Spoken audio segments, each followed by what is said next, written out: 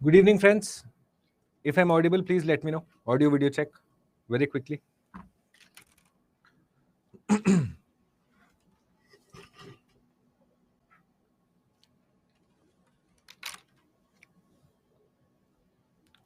Audio video check, please.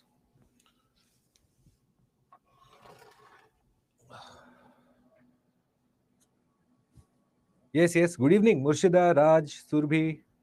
Welcome, guys. All of you. Most welcome.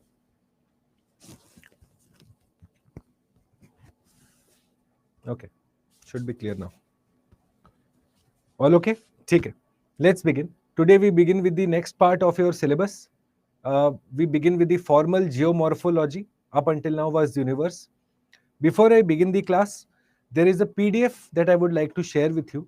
I'm going to share it on the dashboard here. Just let me know once you receive it, okay? Let me send the PDF. Just a second, friends. Where is your PDF? Let's see.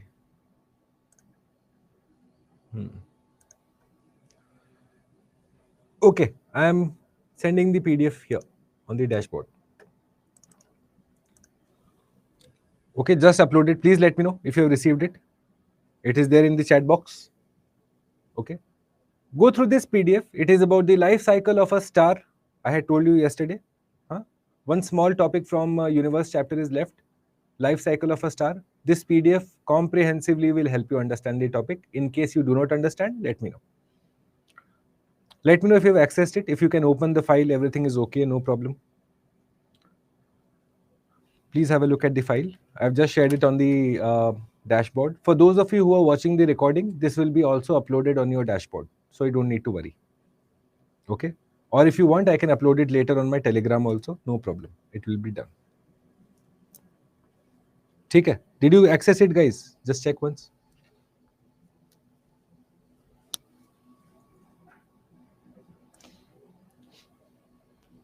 Did you access it?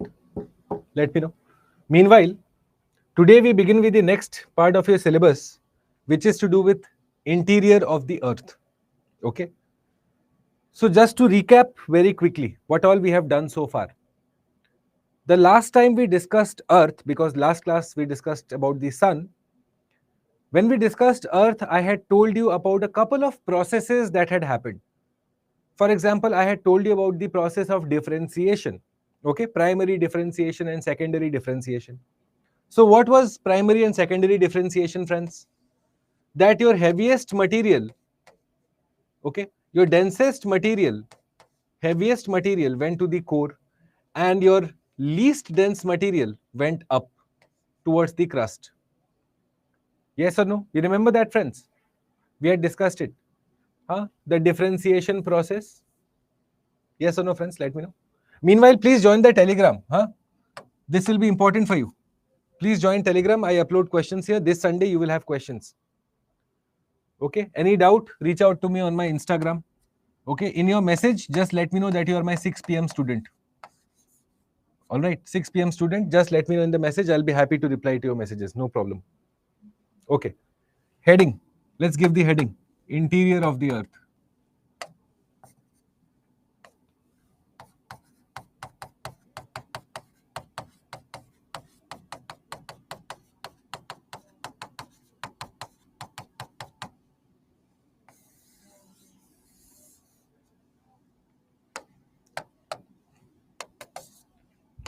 Did you guys access the PDF? Kirti, Surbhi, Raj, Murshida. Guys, tell me, did you access the PDF? Is everything okay with the PDF? Just let me know. Then we can begin. Okay, okay, you accessed it. Perfect. Okay. All right, let's begin. Number 1 point. As usual, you will take down notes. This is an important topic for you. Take down notes. Okay. Now, my earth, no friends.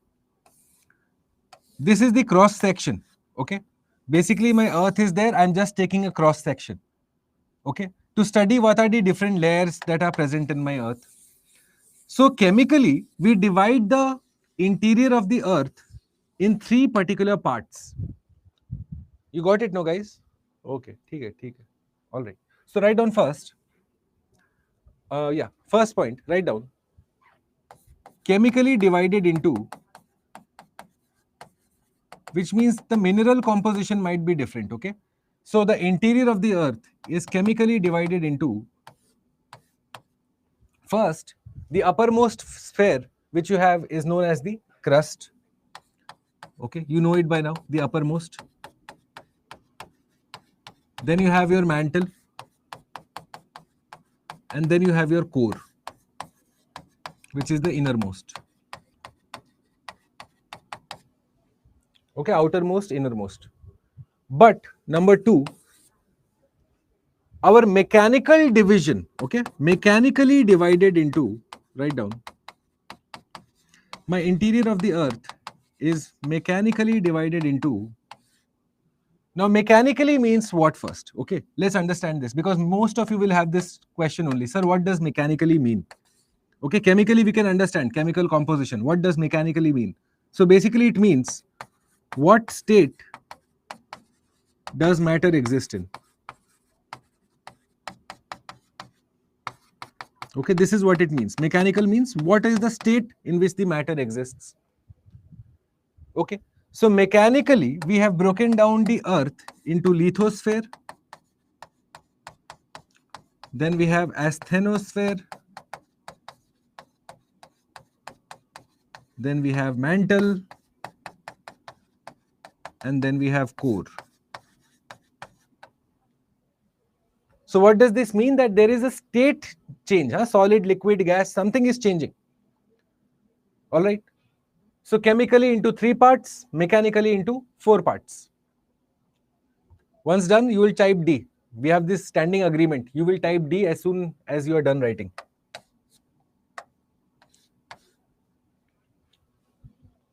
Okay. Now let's begin first by understanding each of these divisions. Okay. All right. First one, point number 3.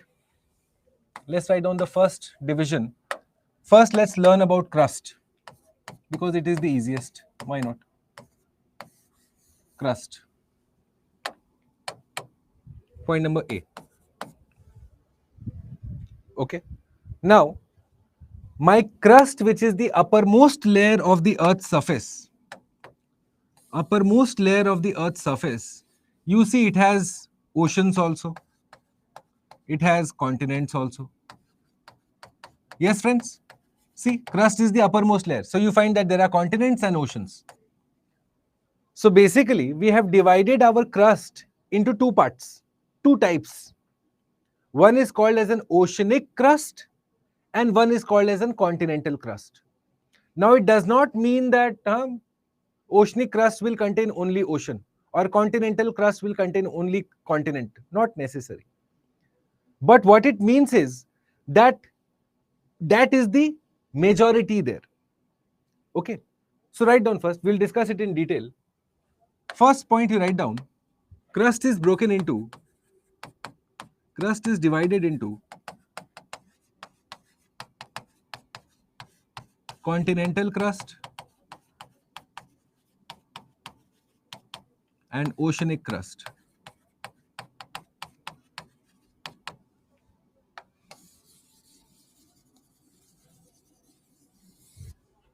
Okay. Now, these 3 are very, very critical, friends. I'll tell you why. Okay. These 2 are very, very important. Why?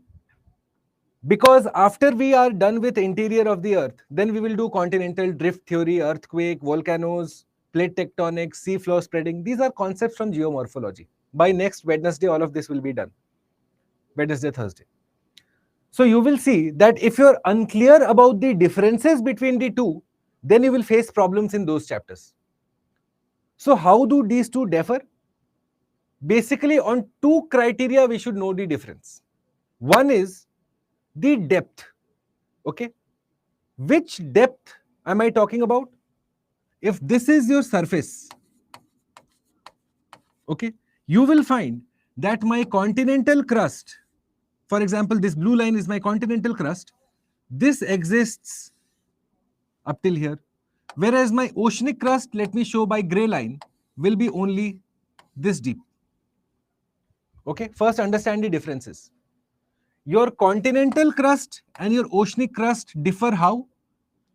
When you compare depth, you find that continental is more deeper than ocean. Okay. And when you compare density, you find the opposite. Ocean is more dense than continent. Why? Because of the composition. One is made up of lighter silicates, one is made up of heavier silicates. Sial, Sima, remember?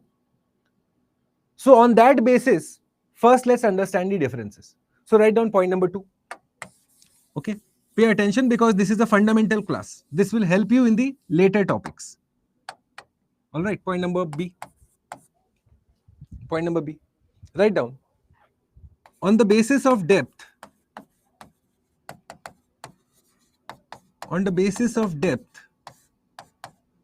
continental is deeper than oceanic.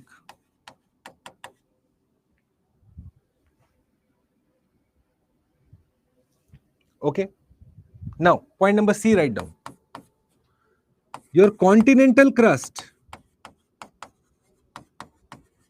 the continental crust, that is made up of lighter silicates. Okay, which your books will mention as silicon and aluminium. Okay, silicon and aluminium. Whereas your oceanic crust is made up of heavier silicates. Okay, which we say as Sima. Right? So tell me, friends, your continent is deeper, but it is lighter. Your oceanic is not deep, but it is much more denser. Correct? So can we say, based on point number C, thus, on the basis of density,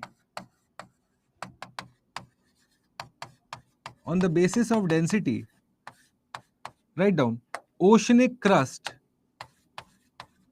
is denser than continental crust.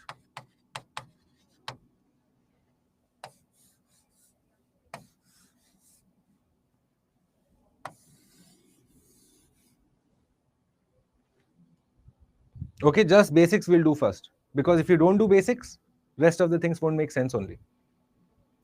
All right, remember these 2 points, depth and density. If you know these 2 differences, your concept is easy. Let me know once you've written.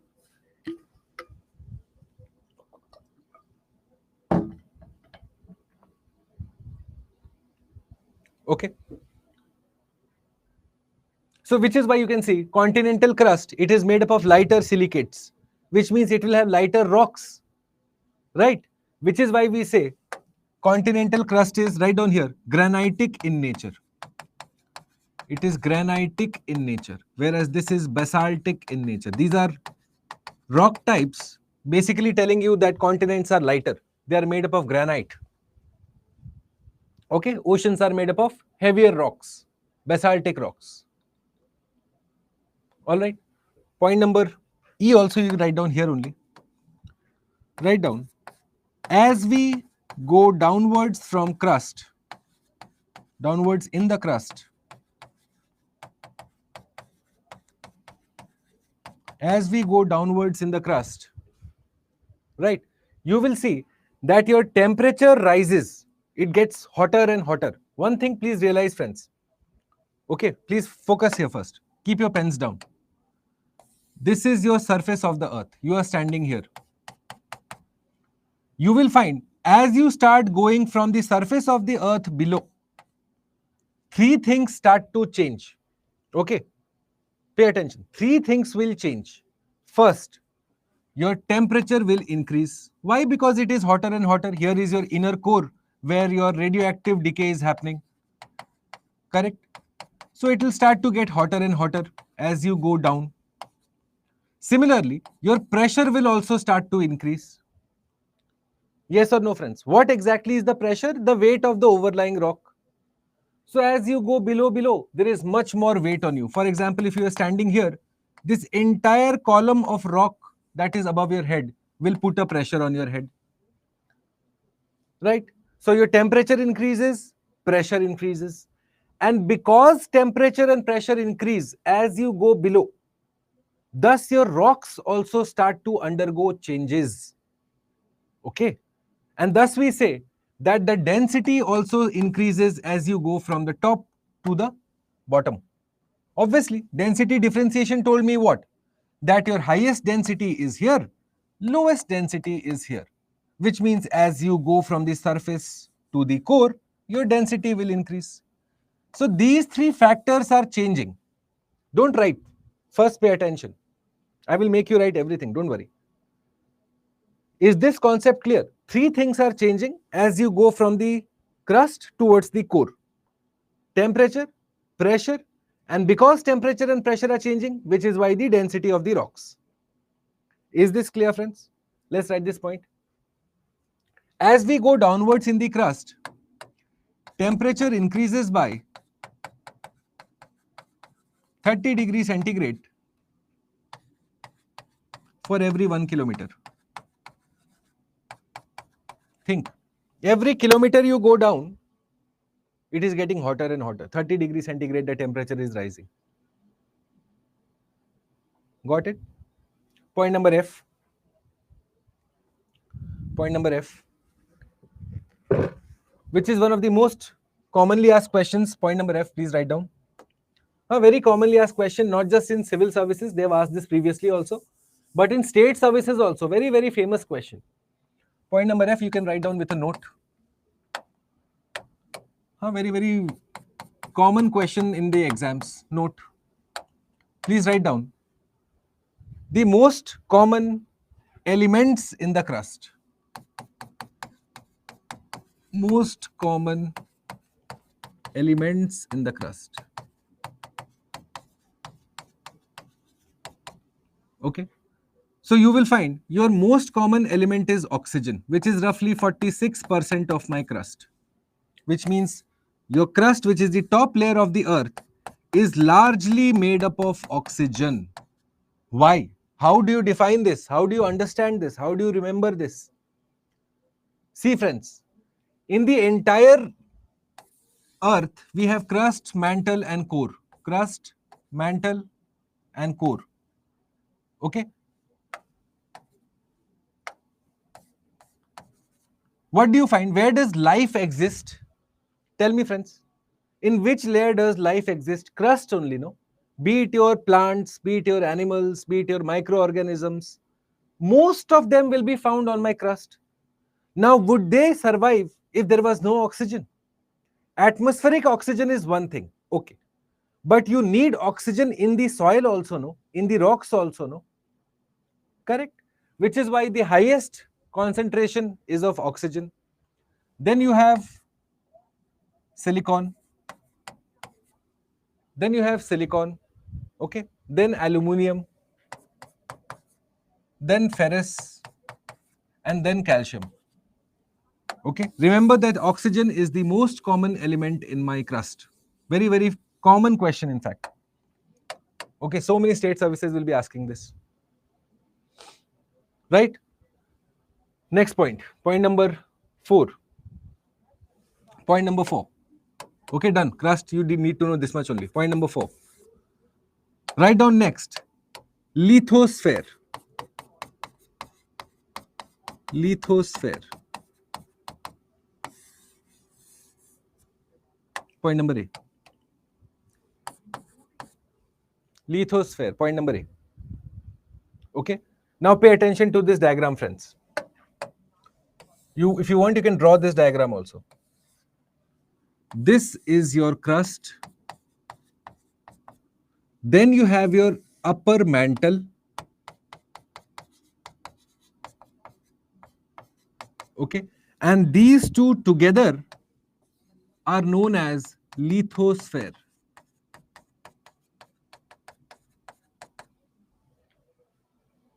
Okay. Your crust and the first part of your mantle together are known as lithosphere. So whenever I say lithosphere, you should understand these two together. Okay. So write down lithosphere equals to, just write down in a mathematical formula so that you will understand. Okay. Lithosphere equals to crust plus upper mantle.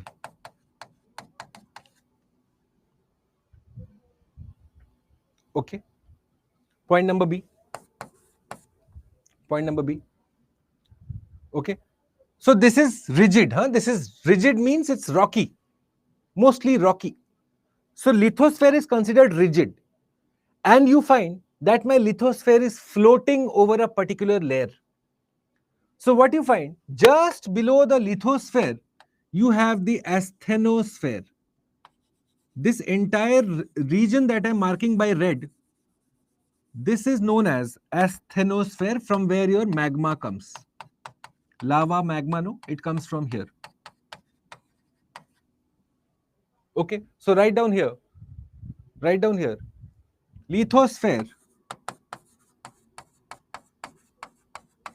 is a rigid body that extends up to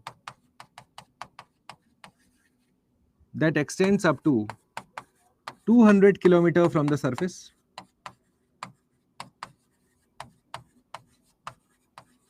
Okay, and point C,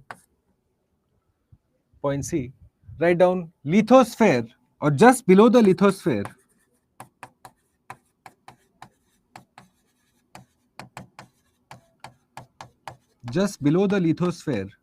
asthenosphere exists.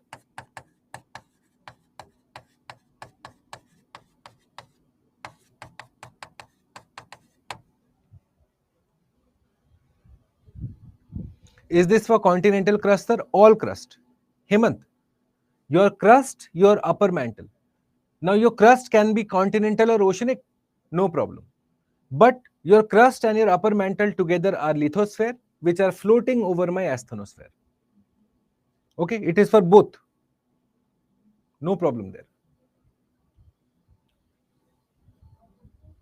Okay, so basically what? This is 0 kilometers from the surface, and this is, say, roughly 200 kilometers. That is the height at which you will find. Sir, my question is for composition. Composition of what? Continental crust, lighter silicates, oceanic crust, heavier silicates. Composition of what are you asking? Of lithosphere? Lithosphere is a rigid body. Okay, so lithosphere contains crust plus upper mantle. Now we will write about upper mantle. Elements? No particular elements here. Your crust has more of oxygen. Lithosphere, oxygen only. Nothing changes per se. Okay. Next, let's write about asthenosphere now. Point number 5. Can I go forward?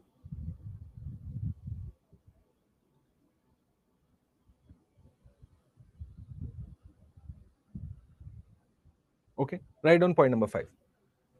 Let's write next, asthenosphere.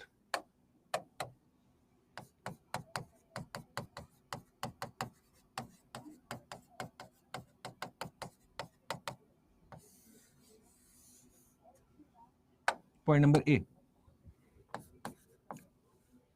Point number A. Okay, so first you write down that only, lies just below lithosphere.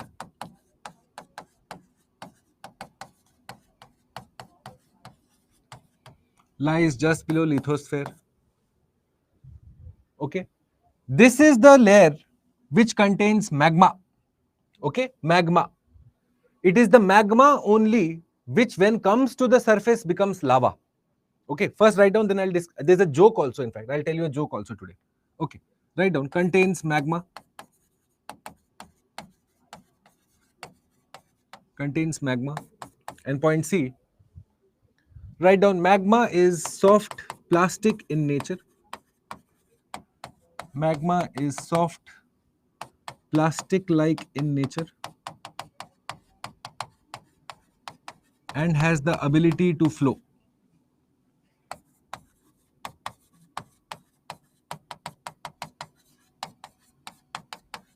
Which means it acts like a fluid. Okay, fluid means it can flow. So magma is soft, plastic-like in nature, with the ability to flow. Right, now before I go to the next one, how many of you have heard of this movie? How many of you have heard of this movie? It's a Hindi movie. If you have not seen it, no problem. But there was a movie called Gully Boy. And has anyone heard of it? Surbi, have you heard of it, beta? Or no one in the class? You guys don't watch movies, kya? Ranveer, yes, Ranveer. Okay.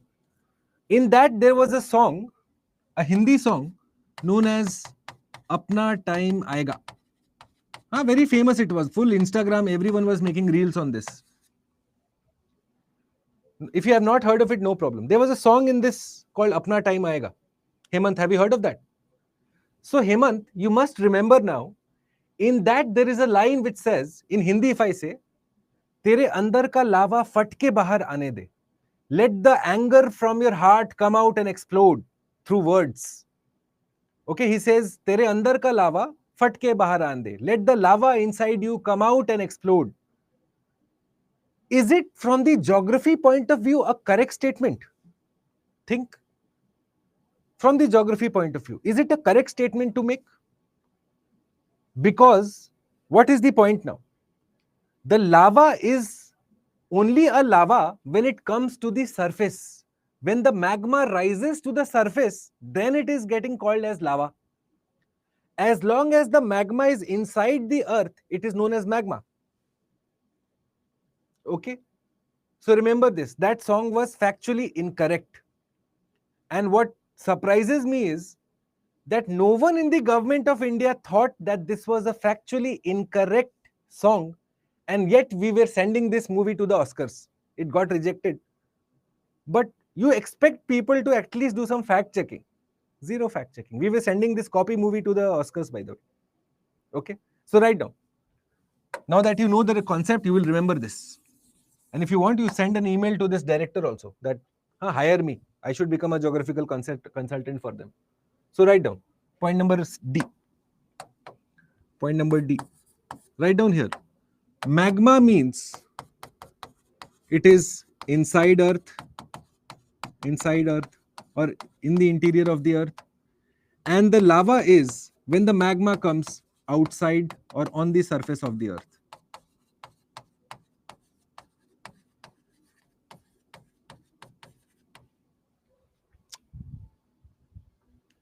Got it? They should hire me as a consultant. Why not? I'll help them out.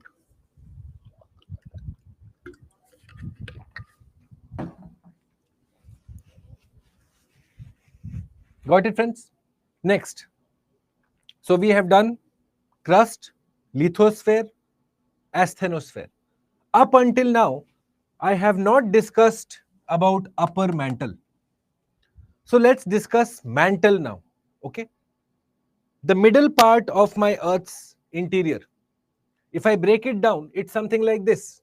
Those who are having a little bit of confusion, it is something like this, beta.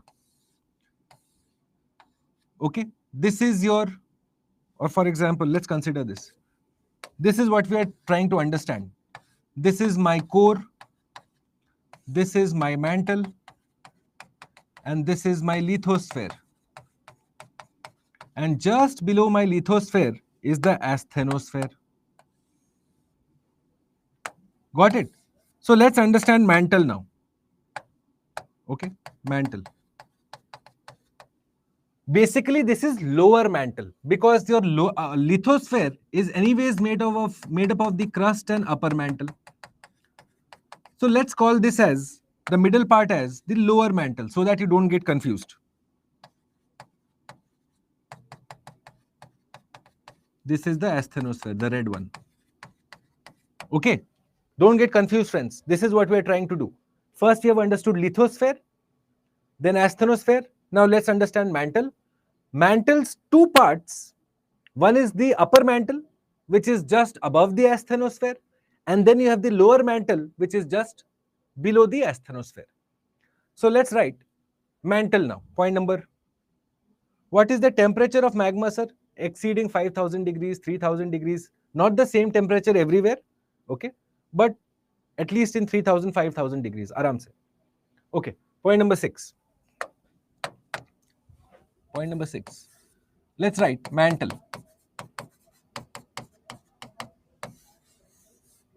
Point number A. Point number A. Okay. Write down. It starts just after the crust. It starts just after the crust. Tell me, friends, based on the information that I've given you, from my surface, for example, this is my surface. If I want to reach the upper mantle,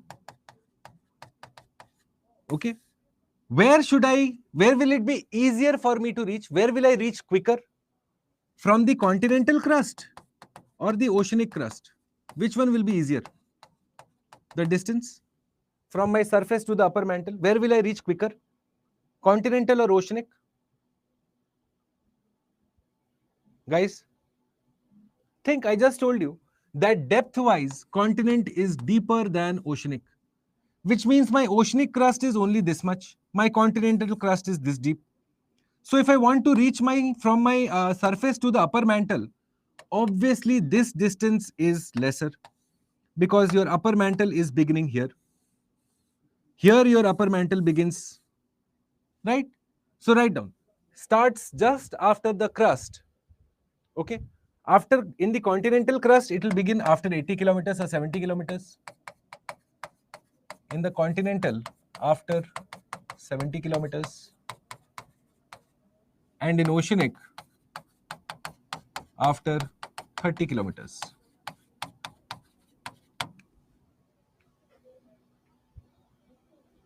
Okay.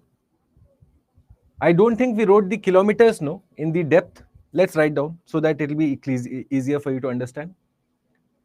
Okay, where you have written the depth point, please add this. Where is the depth point? So write down here. Continental depth is 70 kilometers approximately, and oceanic is 30 kilometers. Okay, write down the depth so that you don't get confused. Okay, average I have told you. Some may be 80 kilometers, some may be 20 kilometers, not the same. Okay, but continental by and large, thicker, deeper. Oceanic, thinner, narrower. So you will find that my mantle is easily reachable from my oceanic crust. You have to cover less distance. Continental is huge distance. Okay, point B.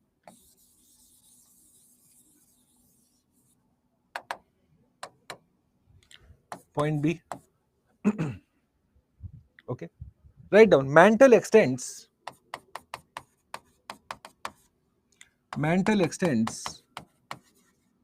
up to 2900 kilometers from the surface.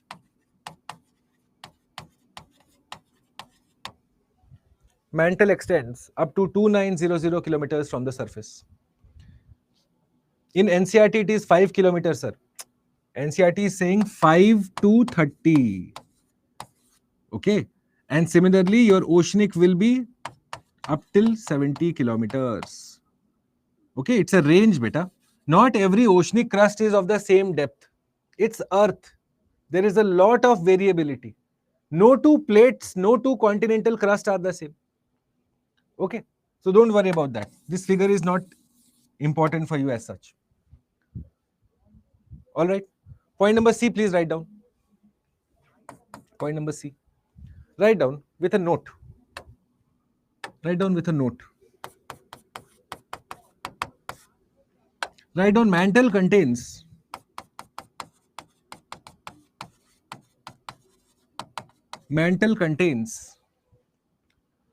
the most volume plus the most mass, both. Right, down, mantle contains the most volume plus the most mass of Earth's interior.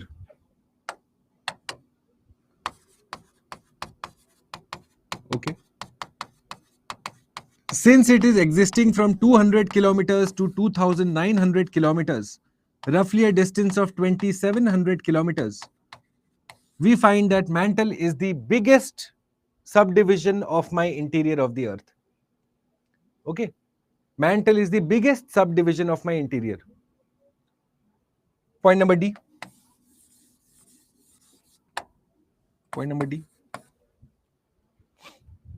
Okay, write down composition. It is made up of silicate minerals and magnesium. Write down composition. Mantle is made up of silicate minerals such as iron and magnesium, composed of silicate minerals such as iron, magnesium.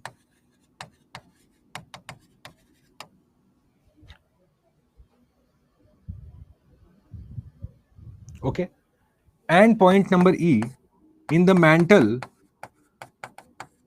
write down with a note, because I had asked this question on my Telegram and so many wrong answers came. I was surprised. Write down with a note.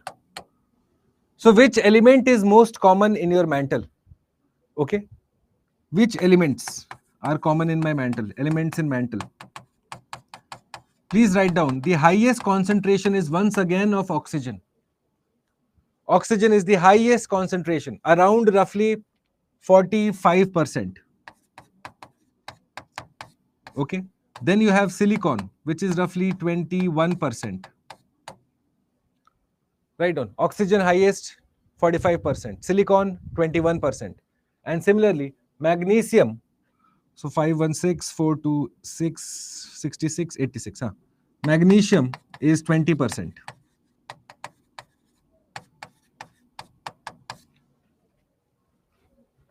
Okay, these are the highest elements, the concentration of elements that you find in your mantle.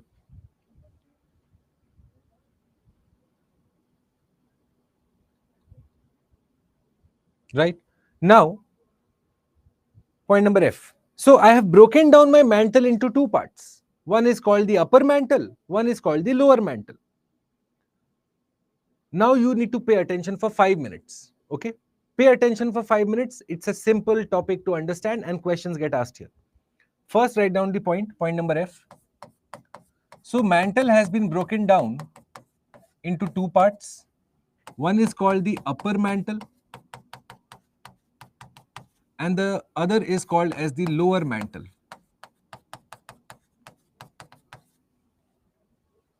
Okay, now your upper mantle is a part of the lithosphere. Yes or no, friends? Upper mantle is part of lithosphere. Correct. Your lower mantle is not a part of the lithosphere. Write down the states. This is in solid to semi-solid state.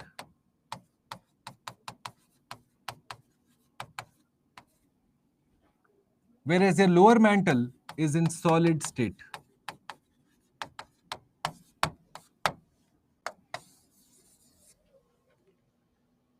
Write this down. Now let's understand this.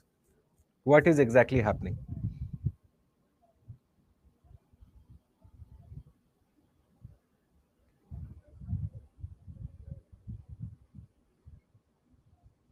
Okay.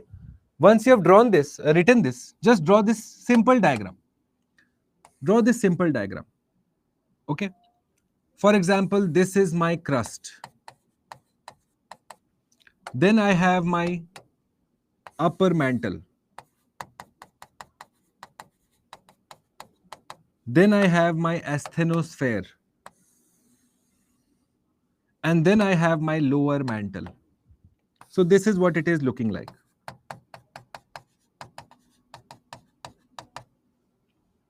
Okay, this is the arrangement. Now, I just told you 5 minutes ago that as you go from the surface downwards, your temperature increases, pressure increases. Yes or no, friends? Tell me. You will need to tell me yes or no. Temperature increases, pressure increases.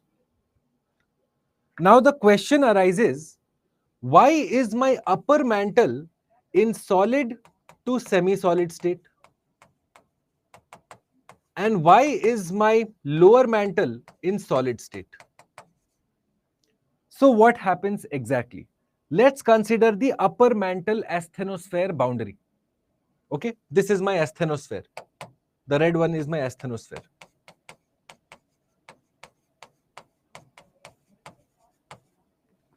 So let's consider this now. What is happening? Okay, pay attention. I will give you time to draw the diagram. Pay attention. This is my lithosphere. This entire thing is my lithosphere. This is my upper mantle. Okay, so let's understand my upper mantle only. Okay.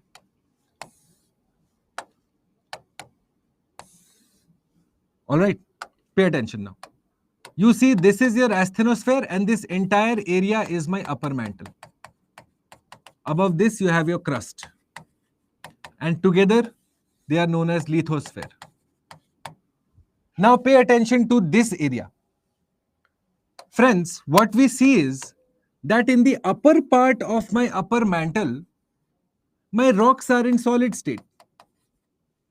But when you come to the lower part of your upper mantle, suddenly the rocks start to go and become semi-solid.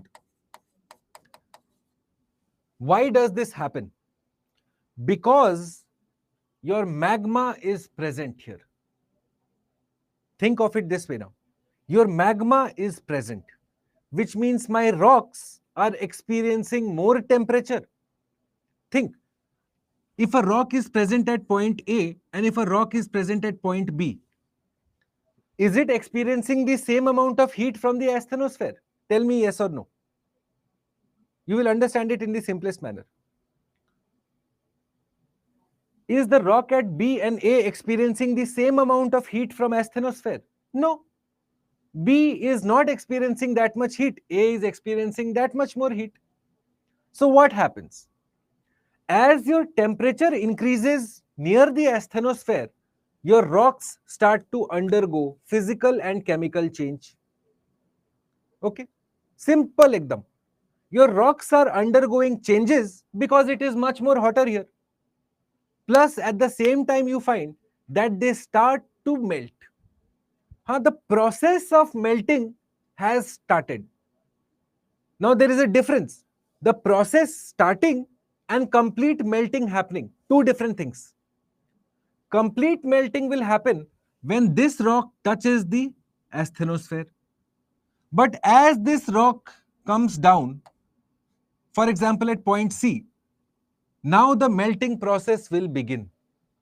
And thus, they start to deform. Deform means they start to undergo changes.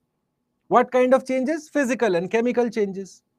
So what does physical change mean? Their shape will alter. How? They might start to melt. How will chemical change happen? Their mineral composition will also change. More heat. Which is why we say my upper mantle is in solid to semi-solid state. Okay, why semi-solid? Because of the proximity to the asthenosphere. How many of you have doubts regarding this? Please tell me. Because this is a key component. How many of you have doubts regarding this? Why upper mantle is in solid to semi-solid state? Anyone has any doubt? Okay, just remember that your rocks that are closer to the asthenosphere, which means magma layer, okay, they are experiencing more heat, which means they will start to undergo physical and chemical changes. That is the entire point. If you want, draw this diagram by the side, like a small diagram. Just draw this. Class, please let me know if any doubts. I'll be happy to address them. Today is an important class. I'll go very, very slow today.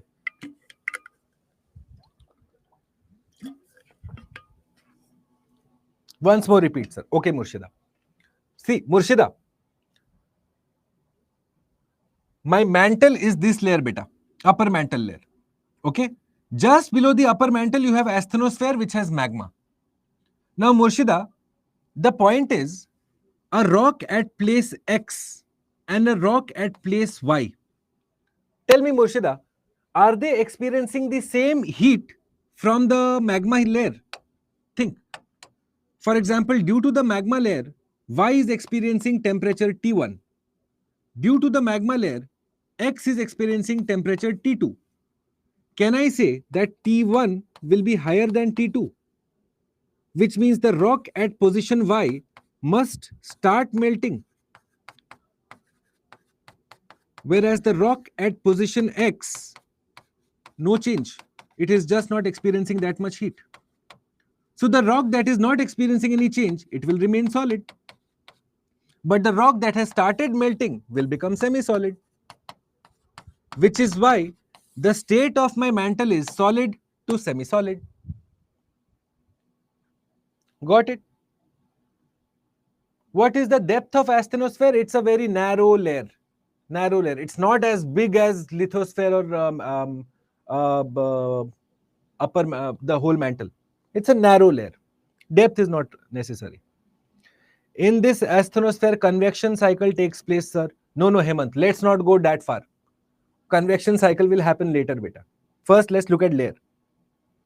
Okay, you are not incorrect, but you're not correct also. Convection cycle does not happen from the asthenosphere, but from the upper mantle. We'll discuss that. Murshida, are you clear, beta? What is happening? Just consider these two positions: upper mantle's upper area, upper mantle's lower area. Okay. What causes this magma melting? Heat is there. We'll do it one by one. Is there any doubt regarding what I have told? Ask me that question right now. Your Google questions will come later, not now.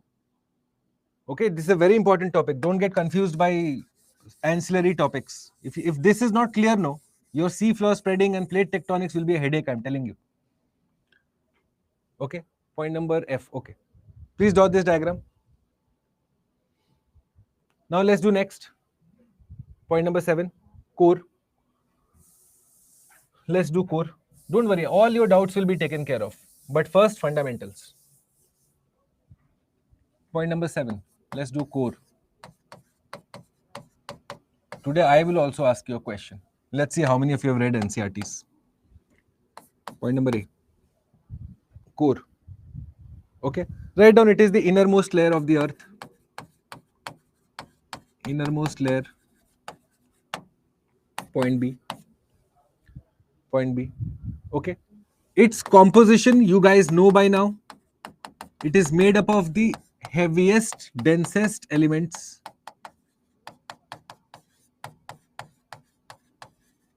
Okay.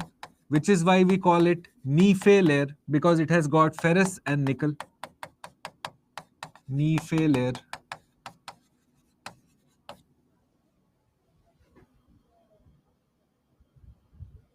Okay. And my core lies between.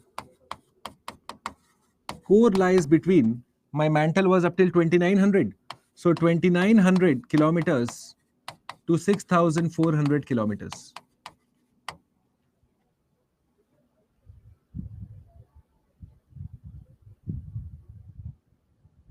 All right. My core has been also broken into.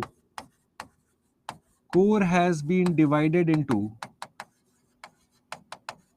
two parts: outer core and inner core. And just write down by the side, outer core is in liquid state,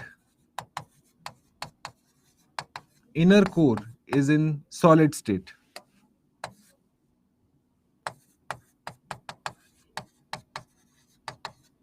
Please write this, I'll explain to you.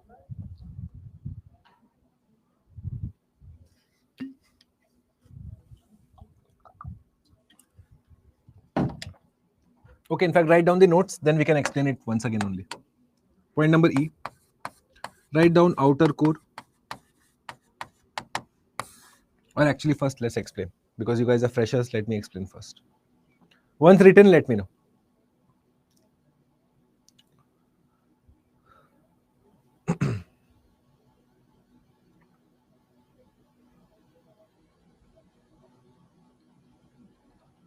Okay, done. Now, what are we discussing? First, figure out. This is what we are discussing right now. Okay. Don't draw, just pay attention. So this is my mantle boundary, for example, 2900 kilometers. Now you find this entire area is my core. Okay, all of it is the core. Now core also I have divided into two parts. This area is called my outer core. and this area is known as my inner core. I just told you outer core is in liquid state, inner core is in solid state. The question is why? Why is it that my outer core is in liquid, inner core is in solid? We will once again go back to the basics. Friends, two things start to change as you go, three things start to change as you go from the surface below. Your temperature increases, pressure increases, density increases. Yes? Now you will tell me, friends, at 2900 kilometers, when I am going downwards, okay, my pressure change, will I measure it with regarding to the surface or the core? Which is the more bigger factor here? Whatever surface is, whatever pressure is changing, my pressure gradient, remember I told you gradient yesterday, how things change with distance. So when I am going downwards from here, my temperature and my pressure, will I measure it from this point? Because this will be much more hotter, no? Highest temperature and pressure you will find here. Yes or no? Think. In your outer core, whatever you are measuring, you will measure via what is the condition in the inner core, not the surface, no? Surface is very far now. Right or wrong? Surbi, why there is no effect on the upper part of the lower mantle? We'll discuss better. Give me 2 minutes. Surbi, first tell me this. As I'm going down from my mantle, okay, can I say that all temperature and pressure change I will measure with regarding to the core, not the surface anymore? Surface is very far now, no more a factor. So now, what happens? You see that the temperature and the pressure is highest in my inner core because it is the innermost layer, correct? Now, in my outer core, what we find is that the temperature is high, but the pressure is low as compared to the inner core. Okay, relative. I told you two things in the first class. Geography is a story of stability and everything needs to be understood relative. Correct? Excuse me. Can you understand this point? That here my pressure is less as compared to the pressure of the inner core. Yes, temperature is high in both the places, but pressure here is lesser than the pressure here. Because of that, what happens? Do one thing after the class today. Take candle, okay? Melt it. Melt the whole candle. And then after that, take 2 iron blocks, if you have in your house, or any just solid objects, and press the whole melted part. The melted wax that is there, no? Press it. As full as the energy that you have, press it hard. What will you see, friends? Will that melted candle solidify? Tell me. Do this small experiment in your house, you will understand the interior of the earth. Take candle, melt it, make it into waxy fluidic type, and then put pressure from both sides on that fluidic wax. Will you solidify the whole thing? What do you think, guys? Solidification will happen. Will it become solid again? Why is it becoming solid? Why is it becoming solid? It should dry na. Are, melt it, put immense pressure. Will it become solidified? Will it become like a layer? Why will that happen? Because you applied a lot of pressure to it. Okay? As the higher pressure you apply, the quicker it will solidify. The same reason is here. Because you have higher pressure here, everything is in solid state. Because you have lower pressure here as compared to the inner core, things are in liquid state. Simple explanation. It is pressure which is causing my outer core to be in liquid, and it is the pressure only which is causing the material in the inner core to be solid. Got the concept, friends? Did you absolutely get it? Please realize temperature is not a factor in this anymore. It's hot, no problem. Now the factor is of pressure. Obviously you will realize that my pressure here will be higher than the pressure here. Right or wrong? Three things are changing as you go from the surface to the down to the below layer, which is why you find inner core is solid, outer core is liquid. Will you write this down now? Can I write this down for you? Be absolutely concept clear रहना चाहिए. Let's write this down. चलो. Outer core. Let's write here only. Good. Outer core. Okay. First write down. It extends from, point number A, extends from 2900 kilometers to 5100 kilometers. Point B. Point B. Write down it is in write down note only because this is important. Write down note. Write down it is in liquid state. It is in liquid state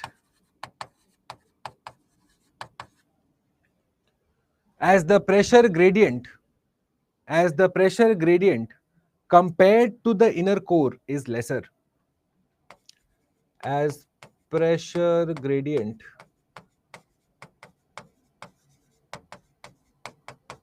compared to inner core is lesser.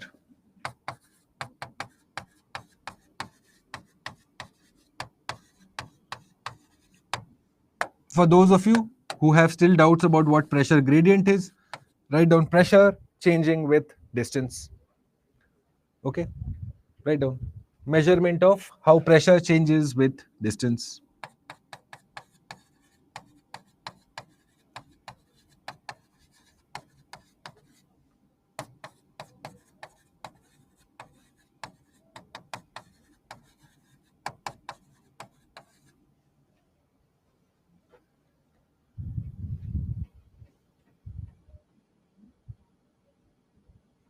Okay, if you want to draw a simple diagram also here, for example, if you get this question in the examination, just draw this diagram.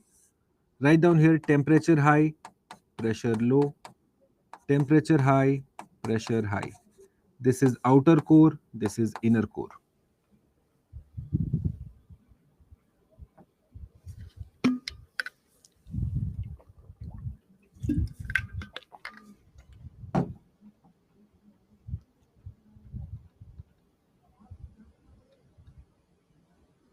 Once done, let me know. Then we will do inner core.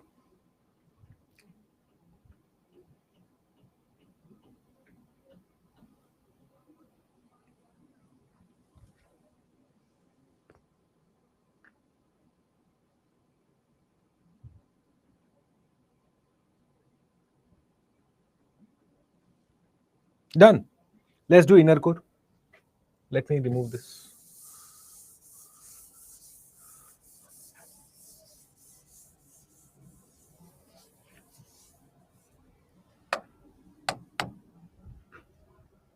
Point number F. Write down inner core. Extends from 5100 to 6400. Extends from 5100 to 6400 kilometers below Earth's surface.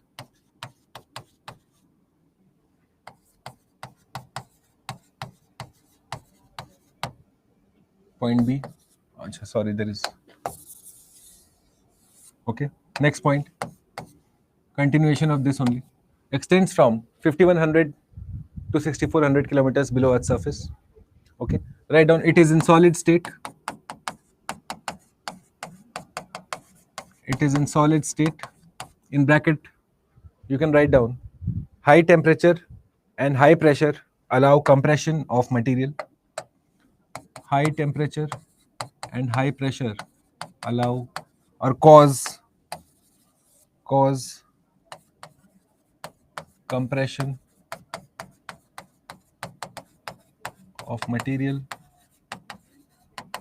turning matter solid, turning it solid.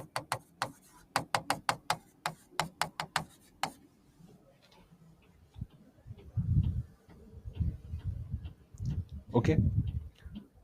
At the same time, inner core is very, very hot. So write down. Inner core is the hottest part of Earth's interior. Okay. Why? Two reasons for that. Okay. Why is the inner core the hottest? Firstly, you find that Earth has retained some of its primordial heat here. Write down. Earth retains the primordial heat. Primordial means whenever the Earth was first formed, it was a red ball of fire. So some of that heat is still present in my inner core. And secondly, you will find that there is radioactive decay of elements happening, which releases the energy. Write down. Radioactive decay of elements here releases energy. Thus, your inner core is the hottest part of the Earth's interior. Okay. What does radioactive decay mean? If anyone has any doubt, it basically means that your elements are breaking down under conditions of high temperature and pressure. Elements are breaking down due to high temperature and pressure.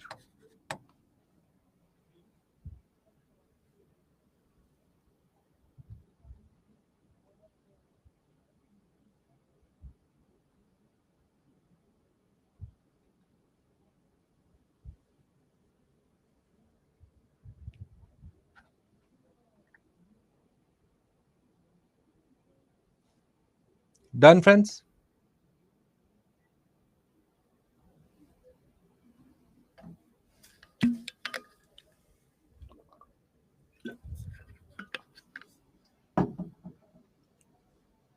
Done. So let's draw this diagram quickly. Then I will answer the question by Surbhi also. Surbhi had asked a question, so let me just answer that for her. Okay, draw this diagram.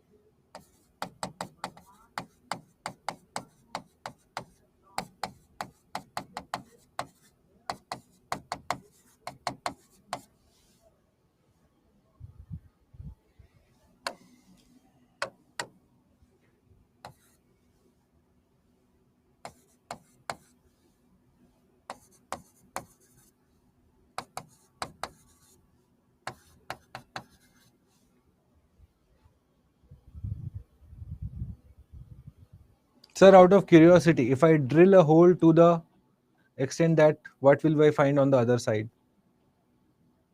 Okay, you are asking this question, kya? That if you start drilling from here, So you will reach the inner core, you will cross the inner core, then you will come out from the other side. So you will go from here, crust, mantle, core, then once again core, mantle, crust, and then surface. This is how it will be, Hemant. Obviously, it's not possible, but yeah, theoretically, this is what you will see. Crust, mantle, core, then core, mantle, crust.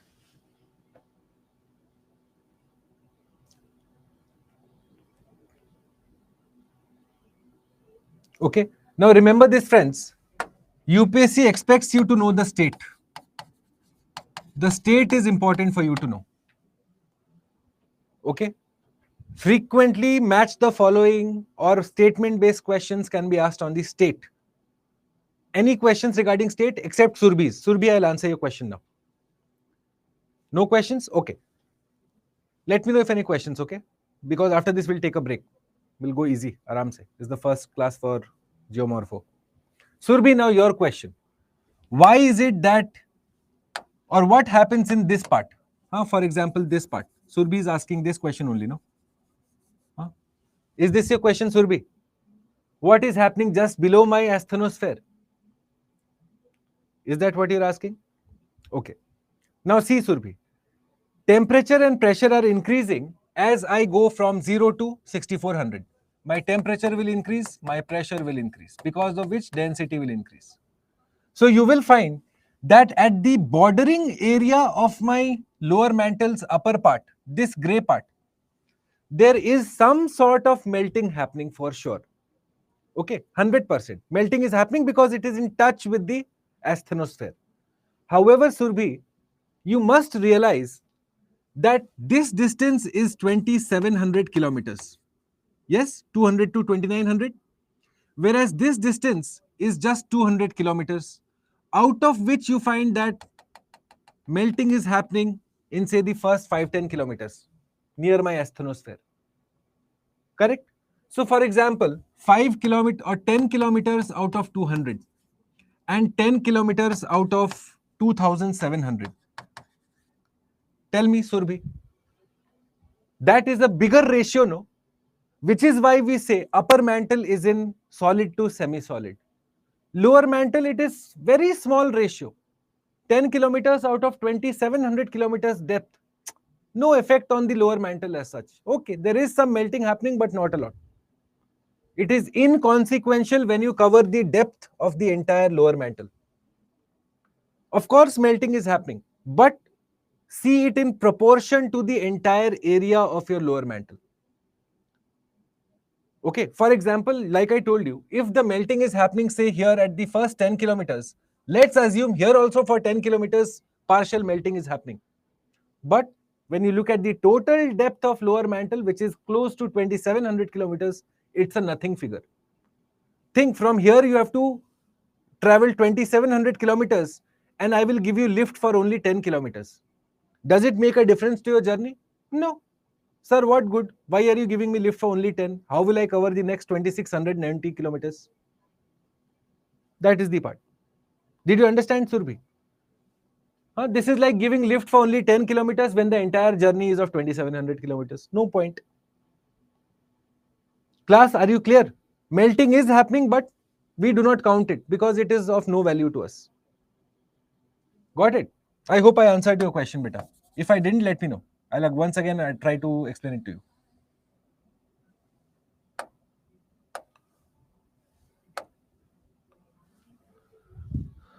Got it? Okay.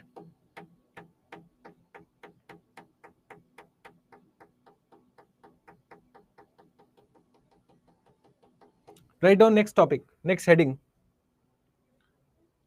You have drawn this diagram. No problem, Surbhi. Write down the next heading. Reasons for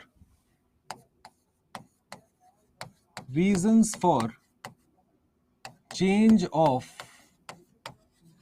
temperature, pressure. Write down. Reasons for change of temperature, pressure, and density.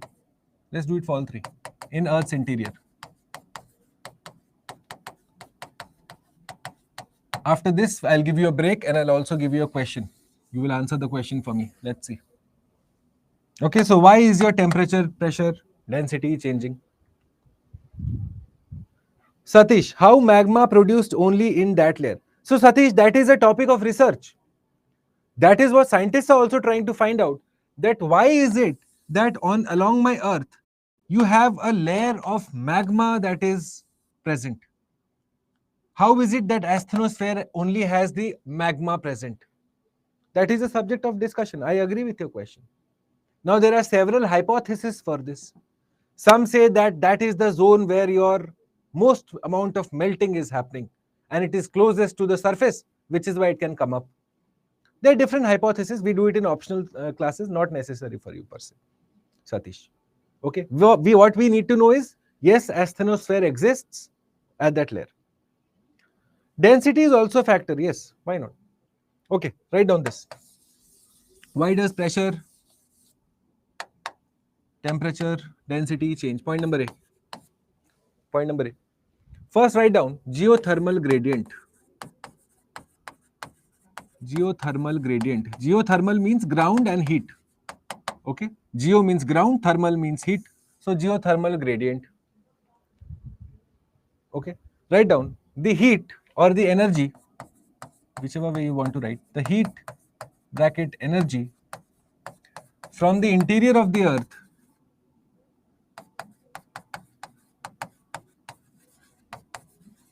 the heat or the energy from the interior of the earth moves outwards,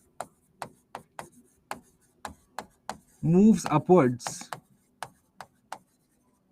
towards the surface.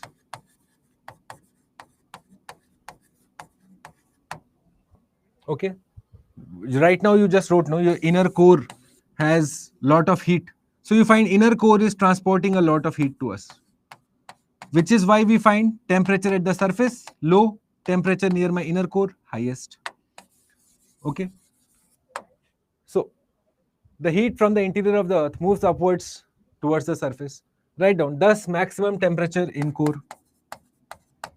Thus max temperature found in inner core.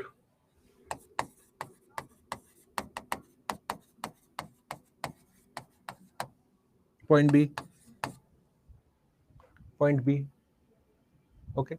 Write down compositional differences. Compositional differences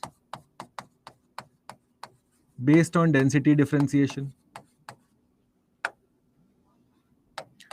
Based on density differentiation.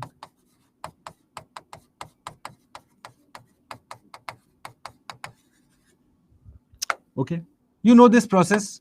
Your heaviest elements went to the core, lightest came up. So that causes my density change. Okay. You write down here. Heavier, denser, sank below. Lighter, less dense, rose up. And point C, write down, because of extreme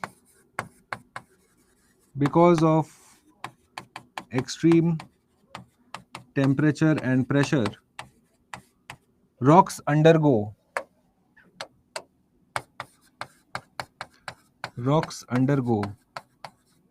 physical and chemical changes.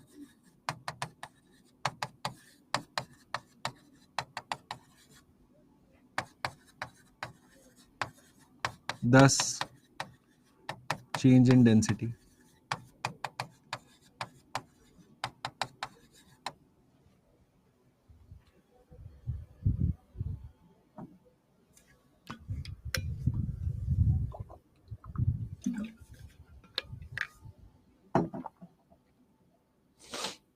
Sorry.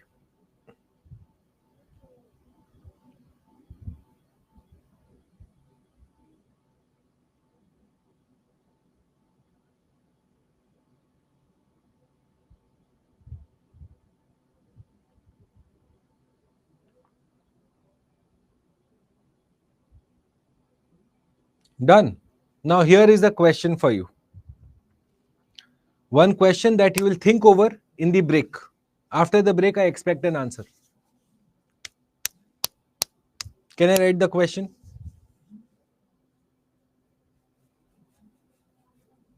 Now it will be fun.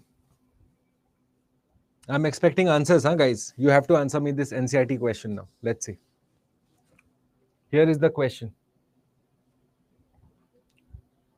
लिखा क्या सबने? Done. Your question is, according to Boyle's law,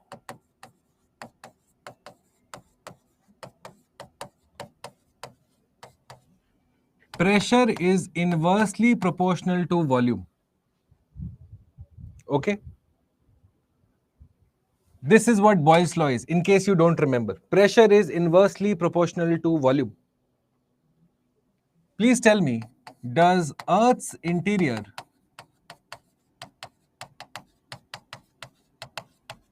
break Boyle's law?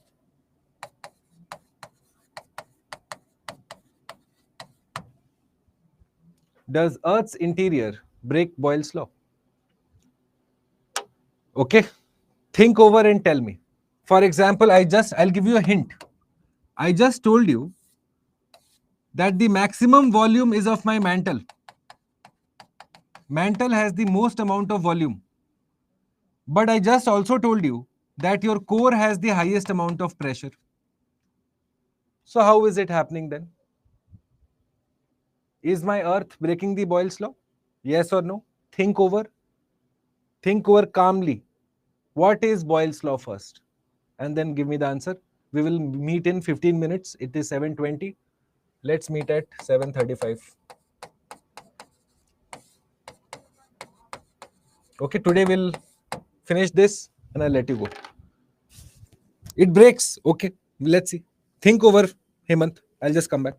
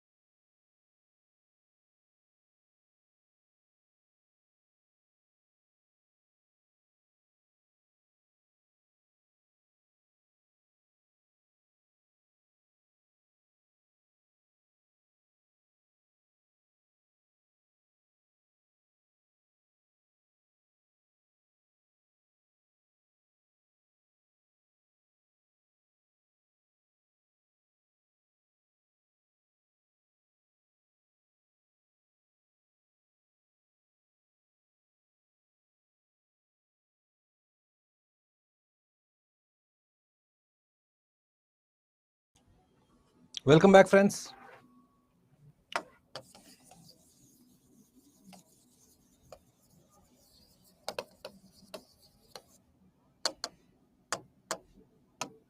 Yes. What are the answers? Let's see.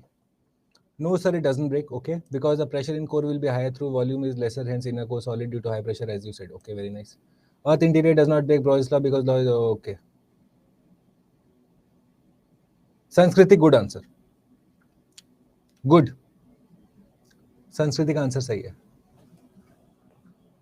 Hemant, your answer is also partially correct, but not fully. Okay. The thing is, friends, see, this is where concepts come in. Huh? Boyle's law. Pressure is inversely proportional to volume at constant temperature, firstly. Okay. This one part that I did not write here was that pressure is inversely proportional to volume at constant temperature. You should ask yourself this: is the Earth's temperature constant across all the layers? First point.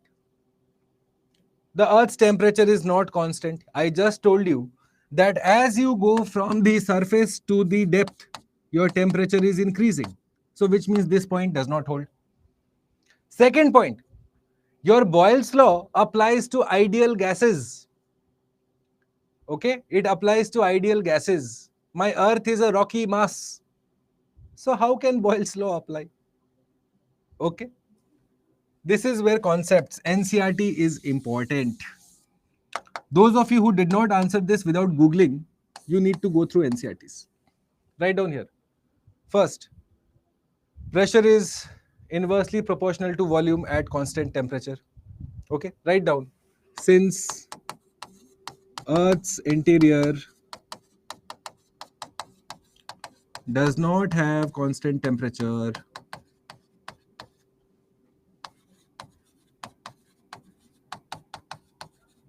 Boyle's law does not apply.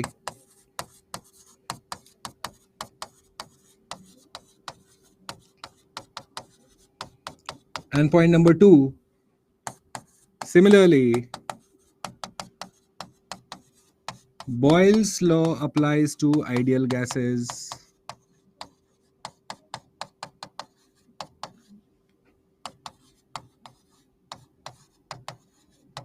Earth is not an ideal gas.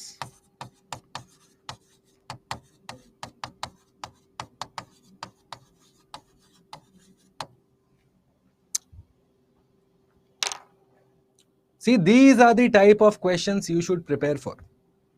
Now, to answer this question, first you should know what is Boyle's law.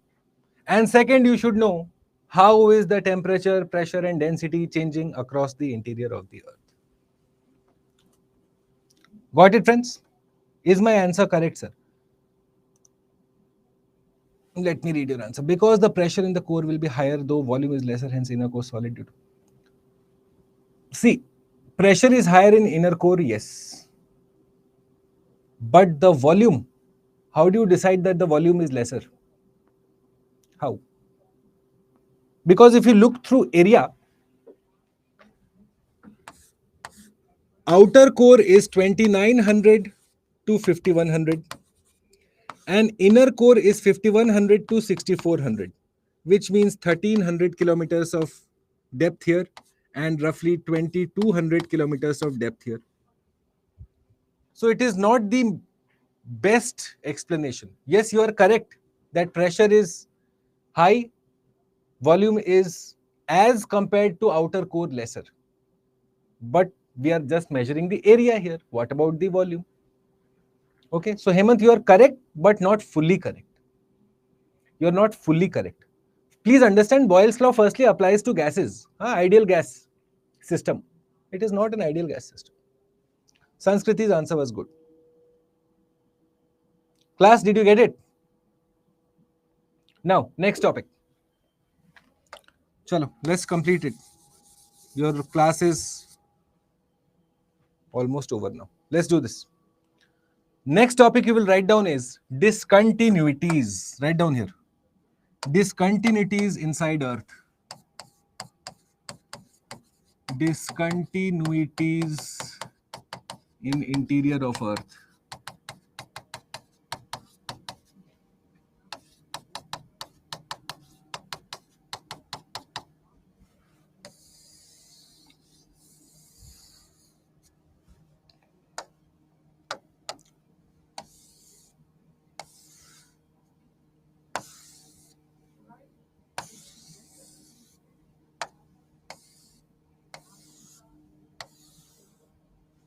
Okay. Let's see this now. Let's do this discontinuities thing. Then your chapter is also over. Then we can go on to the next topic in the next class. Okay. Now, what are discontinuities? Firstly, let's understand. Discontinuities, friends, are nothing but boundaries in your Earth's interior. Okay. These are boundaries between different layers. First, write down the definition so that it is clear for you. Write down here discontinuities. Write down the definition so that it is easier for me to explain also. Okay. Write down. These are boundaries.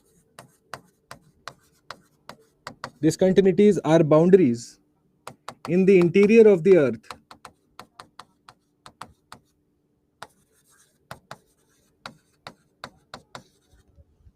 Okay.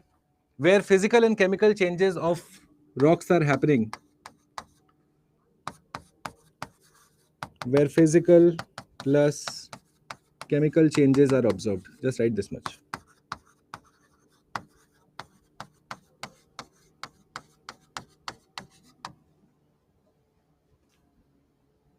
Okay.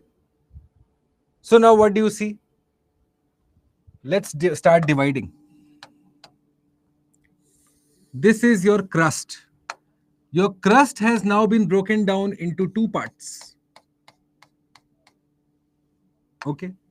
The upper part is called as upper crust or outer crust. Write down here. Outer crust.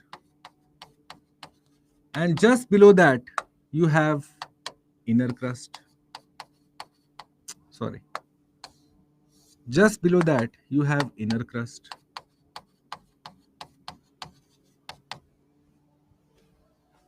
Okay. Similarly, your mantle is broken down into upper mantle and lower mantle.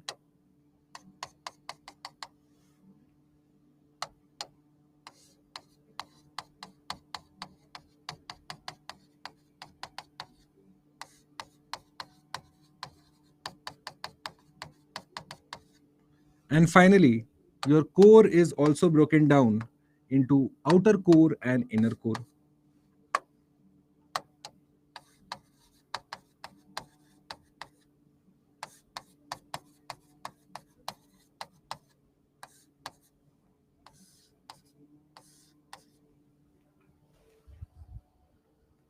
Okay.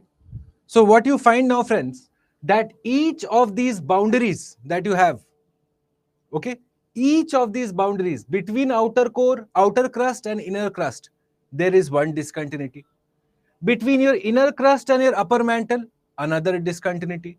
Between upper mantle and lower mantle, another discontinuity. Lower and outer, another. Outer core and inner core, another discontinuity. Okay. What are these places? These are transition areas, boundaries that I am defining. All right. So, the boundary between outer crust and inner crust, or you can write down upper crust and lower crust, same thing. In fact, write down upper and lower only. Your books mention upper and lower. Let me just correct this because your books mention, so let's write that. Upper crust, lower crust. Okay. So now your upper crust and lower crust, you have the formation of Conrad discontinuity.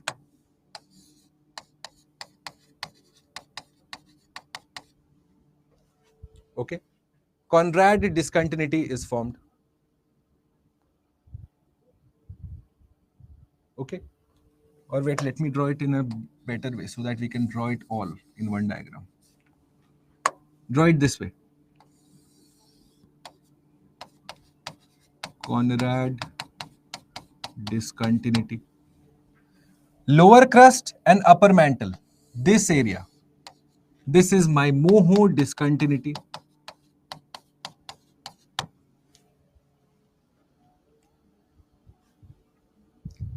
Okay, then your upper mantle versus lower mantle, this area, this becomes my Repetti discontinuity, Repetti,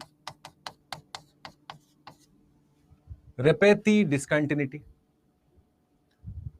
Then between your lower mantle and outer core, this part, this becomes my Gutenberg discontinuity.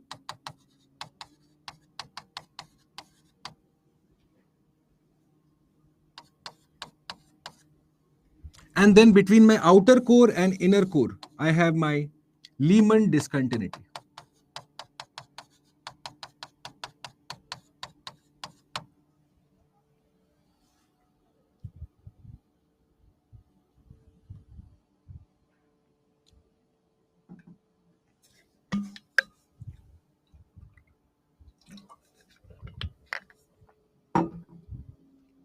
Okay, please draw this diagram.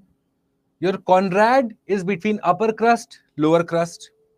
Moho between lower crust and upper mantle. Repetti between upper and lower mantle. Gutenberg between lower mantle and outer core. Lehman between outer core and inner core. Frequently asked question in the civil services, they will ask you to identify which discontinuity is between which layers. This is what the question can be asked from here. Once you have drawn this diagram, please let me know. We need to write down short notes for each of them, and then this topic is over, class over. Good. I'm happy with the progress you guys are making.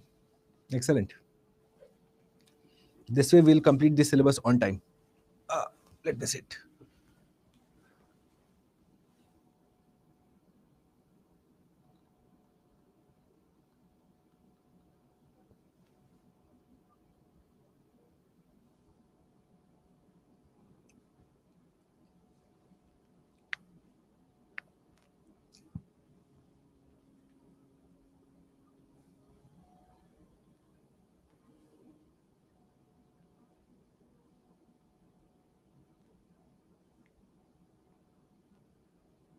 Once done, let me know, friends. Then let's quickly finish this. It's not a very difficult topic now. Revise this, okay? Over the weekend, please revise this. Because today what we discussed now, friends, this is the fundamental on which the rest of the lectures will follow. If today's lecture is not clear, everything else will become difficult. Which is why I've done it very, very slowly with your friends. Okay, let's write down. Chalo, let's complete it. Point number 1. Let's write about Conrad discontinuity. Point number A. Let's write about Conrad first. Okay. Write down between upper crust and lower crust. Point B. Point B. Okay. Now why? For example, I just told you discontinuities are found where physical or chemical change is happening, which means there must be some change in my rocks. If physical and chemical change of whom? Of rocks. So what is the change? So here you write down your upper crust. I just told you right now it is made up of, write down, upper crust made up of lighter minerals. Upper crust made up of lighter rocks, lighter minerals. Okay, and your lower crust is made up of heavier minerals, heavier rocks. Don't write minerals, write rocks. Here you write basalt. Here you write granite. Which is why change happening. Similarly, number 2, write down Moho. Moho discontinuity. Okay. Moho is between whom and whom, friends? Check. Moho is between lower crust and upper mantle. Write this down. Lower crust versus upper mantle. And we call moho, write down note, also known as the note, also known as base of crust.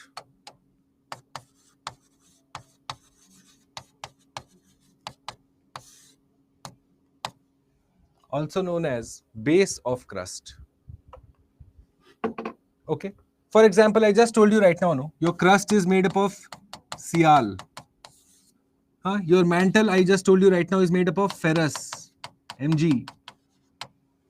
Correct? So this is why change happening. Okay. Then write down repeti. Let's complete this. Okay. We'll use a fresh page. What is the point of space, saving space? Write down point 3. Point 3. Once done, let me know.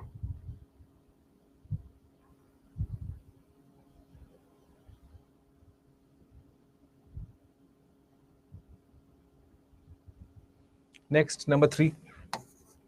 Write down repeti. Okay. Repeti is between whom and whom, friends? Check. Which layers? Repeti is between upper and lower mantle. So write down here. Upper versus lower mantle.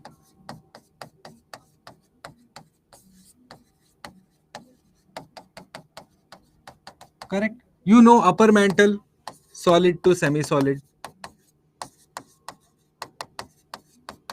Lower mantle, solid. Right? Change of state is happening, no? So write down here, point B. Point B, write down. Because change of state is happening. So write down. Phase transition or state transition is observed. Phase transition. Phase means state only, okay? What state the matter is in, or state transition is observed.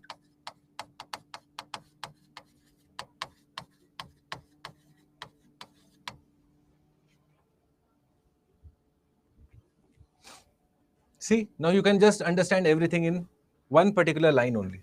Because you know the state, so you know the discontinuity. Point number 4. Gutenberg. Gutenberg. Write down point number A for Gutenberg. Okay. So it is lower mantle versus outer core. Now you know lower mantle, solid state, outer core, liquid state. So rocks will undergo change, obviously. Right? And point number 5, just write down here only. Lehman, outer core versus inner core. Outer core in liquid state, inner core in solid state. So thus another discontinuity made because of change of state happening, which will lead to the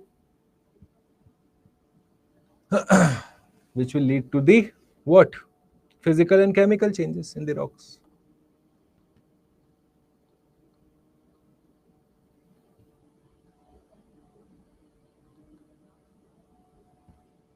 Clear, friends?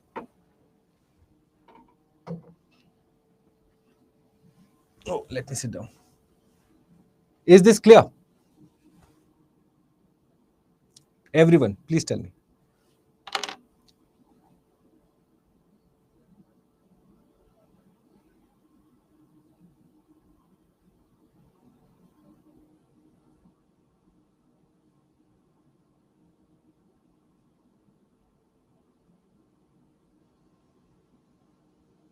Everyone, clear? Okay, we'll stop here for today. We have done our class scope. No problems. We are going before time. Okay. The way we are going, we'll complete the syllabus before the scheduled date. So we'll stop here for today. Have a good weekend. Enjoy your weekend. But more importantly, start revising. Now we are getting into the depths of geomorphology, friends. And if you do not revise, the coming lectures will suddenly become very difficult. Okay. I am trying my best to simplify topics for you. Okay? Are the notes helping? Let me know. If the notes help, then I'll continue to give you notes. If you want to learn from slides, let me know. I will teach you from slides. Whatever is your convenience. Okay, are you finding the notes useful, guys? Sir, extra info in SIQ books, do we need to follow? Hemant, what I am giving you is maximum information that you need to know. Now, in case you do not understand any concept from here, Hemant, for example, you are still unclear that, sir, why is outer core liquid, why is inner core solid? Sir explained in the class, but I'm not very clear. In that case, Hemant, I suggest look at the SIQ book for that particular concept only. Don't read the whole thing. Okay? Whatever is not clear from class, first ask me. I will try to explain. If I'm unable to explain, then refer to the book. Got it? Class notes are useful. Okay, as you guys say, guys, it is completely, I'm at your disposal, which is why I like small batches. It is much more easier to teach friends who know each other. Chalo, we'll go. Enjoy life. Friday evening, let's not keep you long. Okay, I'll see you Monday evening, same time, 6 p.m. Monday, we will begin with interior is done. We'll begin with earthquakes. Earthquakes will start. Okay, please give your feedback. Your feedback no is very, very important. Your class coordinator always tells me that, sir, your students don't give feedback. Now, what do I tell him? So, in case if you want me to teach you environment and disaster management, then your feedback is something that will be seen. You know why? Why I'll tell you? Because in the UPSC preparation, no, frequency of the faculty and the students should match. Many a times you will get faculties who you will not be able to understand anything from. They are good faculties, but your frequency is not matching with them. So in case you think that, yes, we are vibing together, as you say, then give us feedback accordingly. Okay?